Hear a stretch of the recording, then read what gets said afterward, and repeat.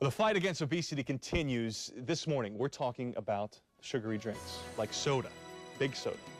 How cutting cola out of your diet could keep the pounds off of you and your kids. We'll talk to an expert coming up right after this break. A couple of weeks ago, the New York Board of Health approved Mayor Bloomberg's plan to restrict the sales of sugary soft drinks to no more than 16 ounces a cup in restaurants, movie theaters, stadiums, and arenas. Now, this ruling is one of many rulings that have passed in the state of New York in efforts to stave off obesity. And today we have Jim Clark, licensed social worker and CEO of Daniel, here to talk about obesity trends in children and how parents can help kids eat healthier. And I have this monstrosity of a soda that we picked up at a local gas station. 50, you can't read it, but 52 ounces of cola here. That's right. That's right. And that's hundreds of calories as well. And, you know, one of the things that we do in our country is we supersize. We talk about supersizing everything. And we accommodate because cars have those giant cup holders now. Movie theaters have those giant cup holders in the seats. We accommodate for larger than life size. That's really true. It's a lot of it has to do with our marketing and our advertising and how it corrupts the mind, or maybe some of the things that we do on a daily basis. But one of the things that parents need to be aware of is obesity and its issues. There's one of the common things is what they call the BMI. That's the body mass index. And that has to do with height and weight and the comparison and the ratio there.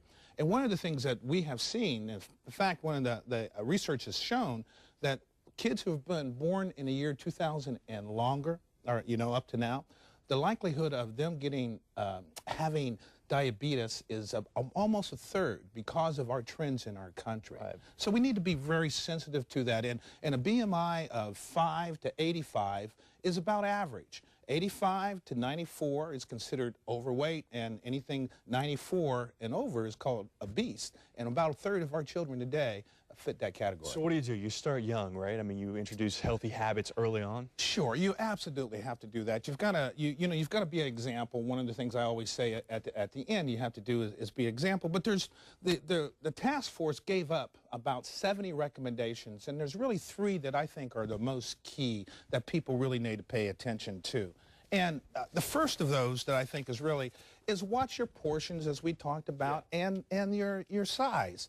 Snacking in and of itself, snacks used to be something that, 30 years ago people did once a week or on special occasions. Now we're snacking all the time. Constantly, It's constantly. And, when you snack or when you're having kids snack, they need to be taking healthy type of snacks. The other thing, too, that we know is drink water.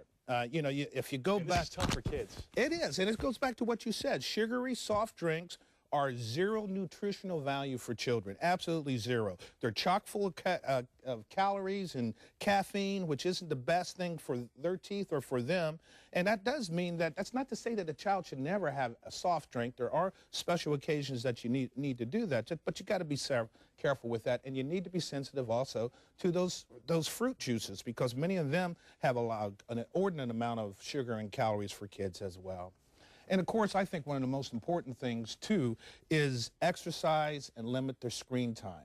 Exercise is so important, but screen time, right now, children are spending about 7.5 hours a day on screen time. That's media, that's TV, that's video games, way too much. Facebook, computers, phones, everything. I mean, there's so much for them to sit and look at. That's absolutely right. And you're sitting on your butt and you're not doing anything. It decreases your activity. So, indeed, we believe that it's 2 hours of non-academic time a day is really max that children should be spending with that screen. You need to get out and get them moving and doing some physical activities, taking family walks. And one of the greatest things in the world is taking a family walk when your children are young, because when they're in their teens, you're not going to be a big deal. They don't want to go. Yeah, that's right. All right, Jim. Hey, thanks for the advice, man. Thank you.